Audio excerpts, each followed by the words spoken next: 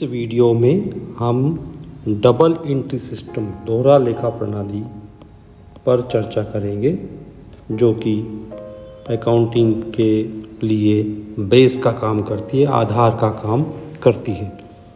तो दोहरा लेखा प्रणाली के जो लेखा करने के 3 सुनहरे नियम हैं। There are 3 golden rules of accounting of double entry system.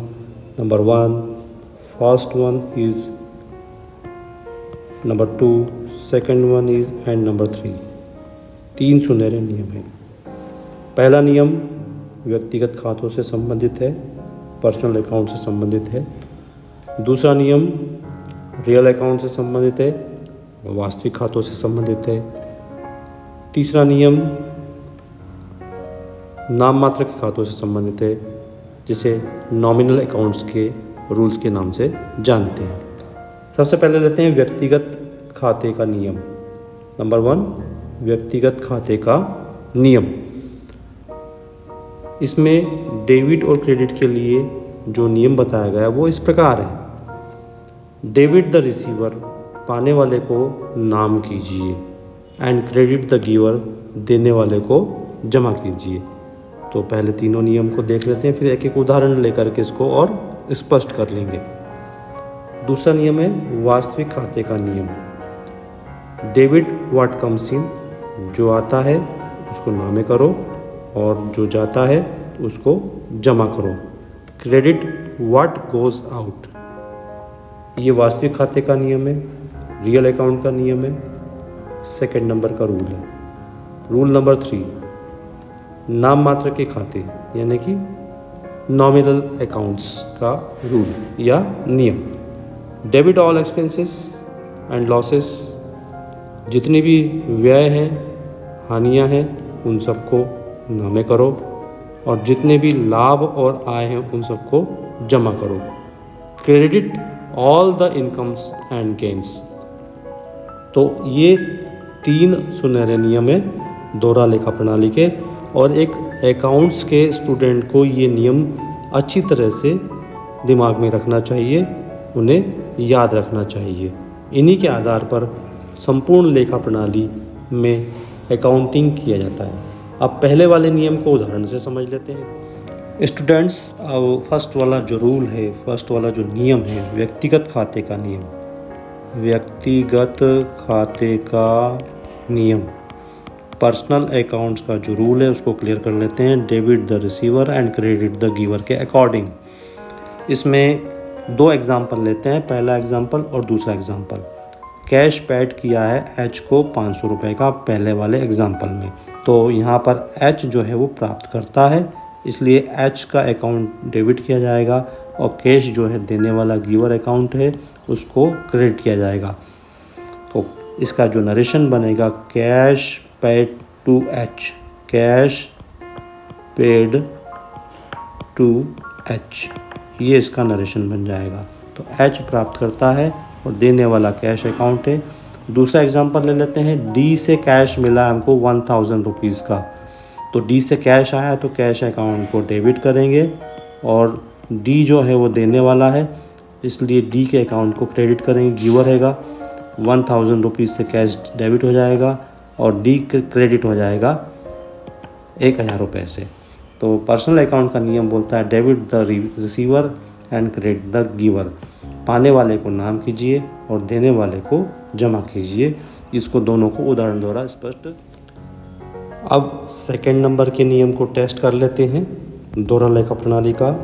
एक एग्जाम्पल यहाँ पर देख लेते हैं, पहले उस एग्जाम्पल के अकॉर्डिंग आगे बढ़ते हैं। मशीनरी परचेज इन कैश ₹50,000, 50,000 रुपये में मशीनरी का क्रय किया गया है।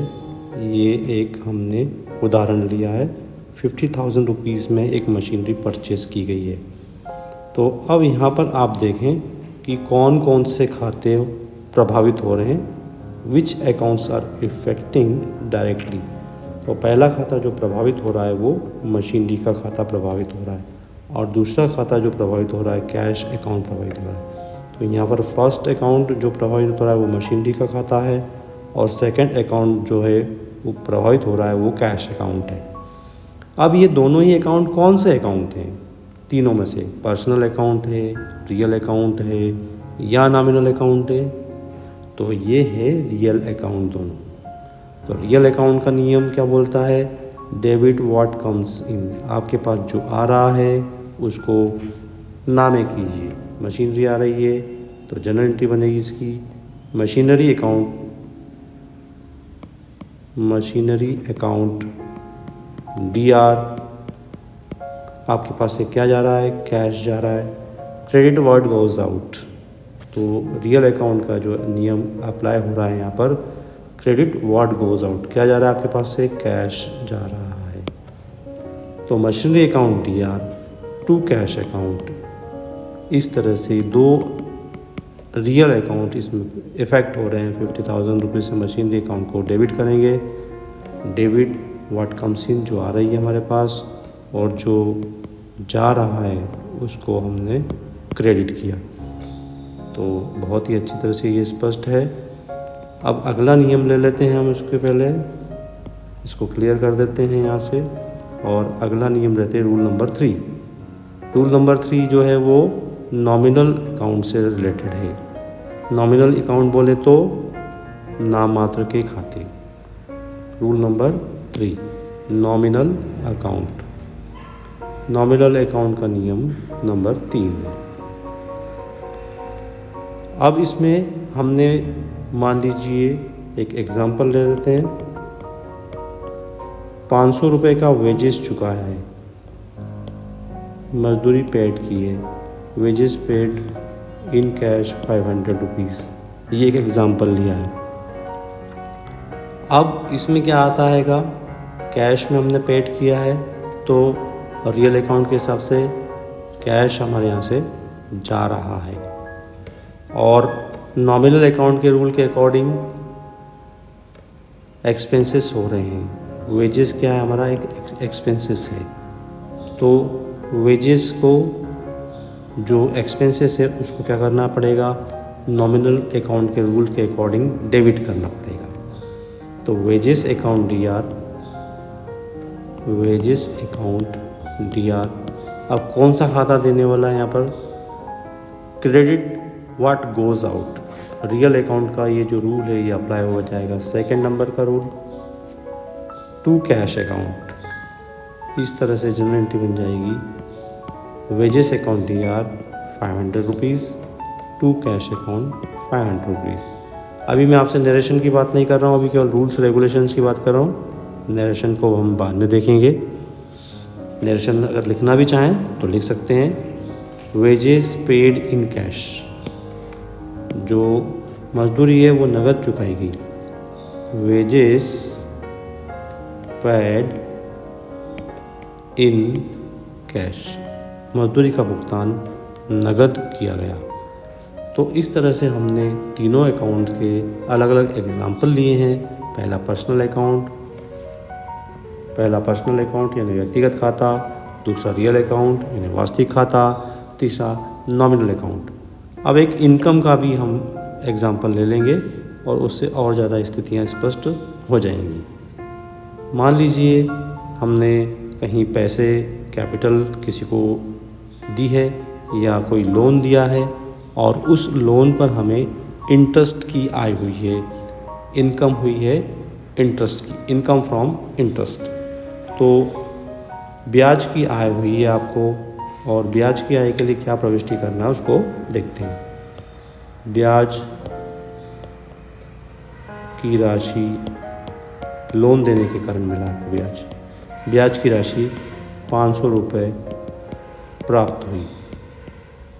ये कैसे प्राप्त हुई है? नगद प्राप्त हुई है। तो जो नॉमिनल अकाउंट है उसका जो रूल है उसके according credit all incomes and gains, और जो रियल अकाउंट का जो रूल है उसमें डेबिट व्हाट कम्स इन। हमारे पास ब्याज के रूप में 500 रुपये आए हैं तो जो आता है उसको नामे करना है। कैश आया आपको, ब्याज नगद प्राप्त हुआ है तो cash account DR according to rule of real account cash को डेबिट करना है, व्हाट कम्स इन डेबिट। यहाँ पर सेकंड नंबर का रूल अप्लाई होगा इसको डेबिट करने के लिए, cash account DR to interest account, to interest account. 500 रुपये का हमको ब्याज प्राप्त हुआ है, तो जो आय है उसको क्रेडिट करना है और जो आया है उसको डेबिट करना है। कैश आया है इसके इसको डेबिट करना है और आय उसको क्रेडिट करना है। इंटरेस्ट हमारी इनकम है, इसको हमें जमा करना है, क्रेडिट करना है। तो ये तीनों रूल्स मैंने आपको बताए। ठीक इसी प्रकार से हानि होगी तो उसको डेबिट करेंगे, लॉस होगी तो उसको डेबिट करेंगे, और यदि कोई गेन हुआ है, लाभ हुआ है, संपत्ति को बेचने से या खरीदने से कोई लाभ हुआ है तो उसको जमा करेंगे। इस तरह से ये 3 सुनहरे नियम डबल इंटरेस्ट सिस्टम के होते हैं, जिनको 3 गोल्डन रूल्स के नाम से जाना जाता है।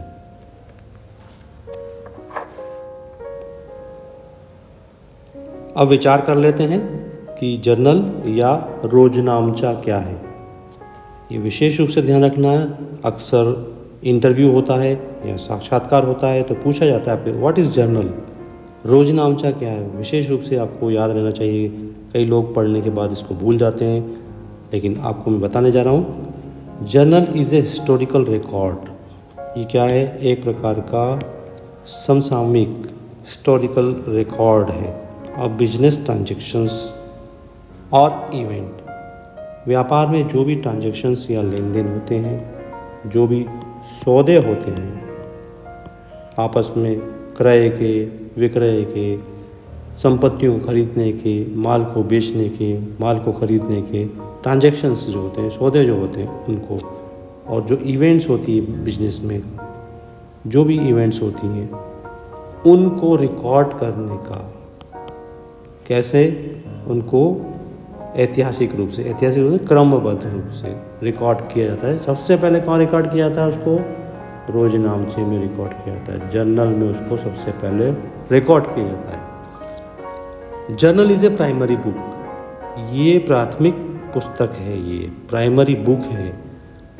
रोजनामचा एक प्राथमिक पुस्तक है। Journal is a primary book for recording day to day transactions. दिन प्रतिदिन डेली में जो ट्रांजेक्शन्स होते हैं उनको इसमें रिकॉर्ड किया जाता है। ये विशेष ध्यान रखना है कि रोजनामचे में डे टू डे के ट्रांजेक्शन्स को रिकॉर्ड किया जाता है इन ए क्रोनोलॉजिकल ऑर्डर। जिस क्रम में वे हुए हैं उस क्रम में, जैसे मान लीजिए कोई सौदा या लेन देन 1 सितंबर को हुआ है, कोई दूसरा सौदा 3 सितंबर को हुआ है, कोई तीसरा सौदा 9 सितंबर को हुआ है, तो क्रोनोलॉजिकल मतलब क्रम से लिखना है इनको।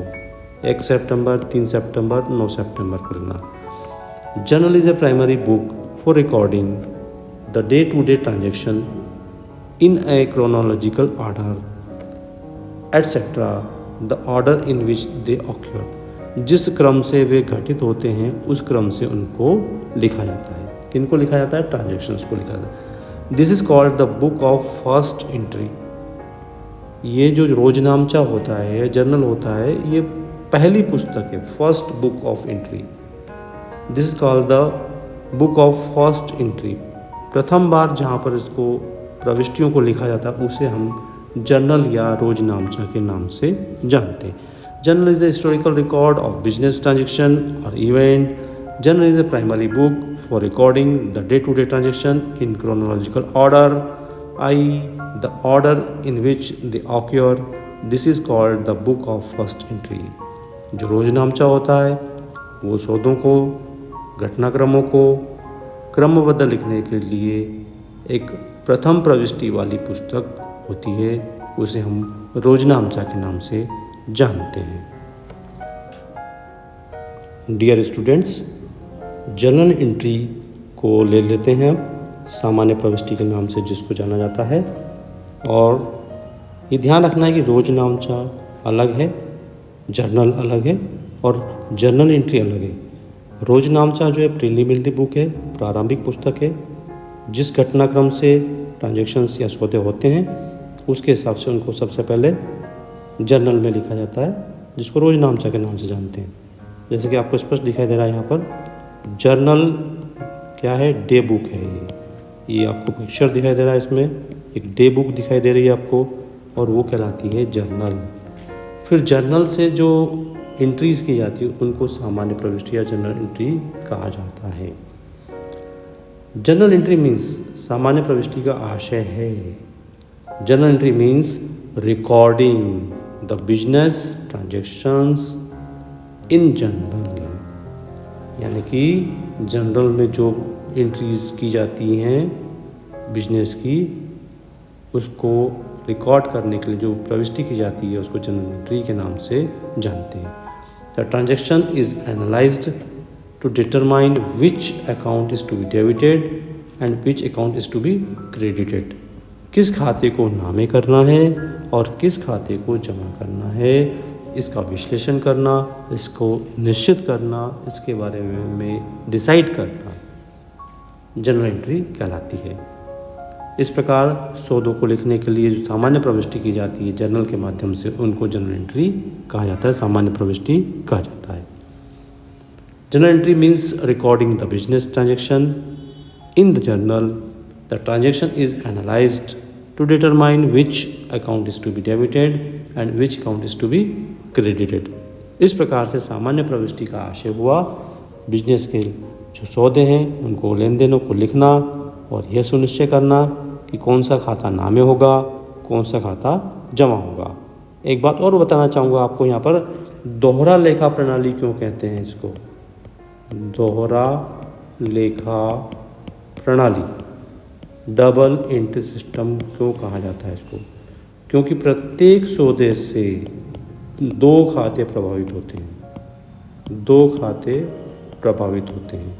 एक खाता नामे होता है और दूसरा खाता जमा होता है, इसलिए इसको दोहरा लेखा प्रणाली के नाम से जाना जाता है। स्टूडेंट्स, अब हम जनरल का प्रोफार्मा क्या होता है, यानी कि जनरल प्रविष्टि करने के लिए प्रारूप क्या होता है, प्रारूप यानी प्रोफार्मा, उसको देख लेते हैं। The pro forma of journal is shown as follows. आपको सामने स्क्रीन पर दिखाई दे रहा है। इसमें नंबर 1 पे कॉलम आता है और नंबर 5 तक कॉलम इसमें जाते हैं। First column, second column, third column, fourth column and fifth column. पहला कॉलम, दूसरा कॉलम, तीसरा और चौथा और पांचवा कॉलम। तो पहले कॉलम में आ जाता है डेट, दूसरे कॉलम में आती है पार्टिकुलर्स, और तीसरा कॉलम होता है लेजर फोलियो LF, चौथा कॉलम होता है डेबिट अमाउंट और पांचवा कॉलम होता है क्रेडिट अमाउंट। इस तरह से जर्नल में 5 कॉलम होते हैं। There are 5 column in journals. इनका एक उदाहरण देखेंगे और फिर उसके बाद आगे बढ़ेंगे। तो एक उदाहरण ले लेते हैं। मान लीजिए 1 सितंबर को, 1 सितंबर को 2021 को पूंजी से व्यापार प्रारंभ किया गया है। 50,000 रुपीज़ का कैपिटल इंट्रोड्यूस किया गया है और वो भी कैश में लेके आए, नगद पूंजी से। तो 1 सितंबर 2021 को मिस्टर जो बंटी हैं, मिस्टर बंटी ने 50,000 रुपये की कैपिटल से कैश के रूप में बिजनेस को स्टार्ट किया है, बिजनेस स्टार्ट किया है। अब इसके लिए जो जनरल एंट्री करना है हमको, ये देखना है कि जो कैपिटल आई है वो एज ए कैश आई है, यानी कि जो वास्तविक खाता है वो प्रभावित हो रहा है, इसमें कैश अकाउंट इफेक्ट कर रहा है। और जो अनदर अकाउंट है वो है कैपिटल अकाउंट। कैपिटल अकाउंट कौन सा है? पाने वाला खाता, जिसको व्यक्तिगत खाते के नाम से जानते हैं, क्योंकि ये मालिक ने पूंजी लगाई है और इसका जो ऑनर है वो मिस्टर बंटी है, इसके मालिक जो है मिस्टर बंटी हैं। तो बंटी ने 50,000 रुपये की पूंजी लगा करके, नगद पूंजी लगा करके व्यापार को प्रारंभ किया है। कब प्रारंभ किया है? 1 सितंबर को। तो यहाँ पर हम एंट्री करेंगे 1 सितंबर 2021। कैश आया है तो कैश को हमें